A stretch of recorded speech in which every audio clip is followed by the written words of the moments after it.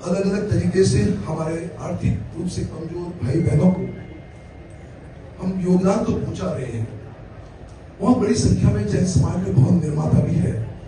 मैं चाहूंगा कि सरकार की स्कीमों का फायदा उठाकर अफोर्डेबल होम स्कीम को इस तरह से लागू करके समाज के लोगों को एक स्थिरता प्रदान की जाए, लघु उद्योग प्रदान किया जाए, उस तरह से हमें कमाल देंगे। तो वही आप देखिएगा जैन संघ है, बहुत बड़ी संख्या में साधन सेवा करते हैं। हमारे आपको मतलब हमारा इतना संघ है, वो कितनी सेवा करते हैं उसको शब्दों में रेखांकित करना भी संभव नहीं है।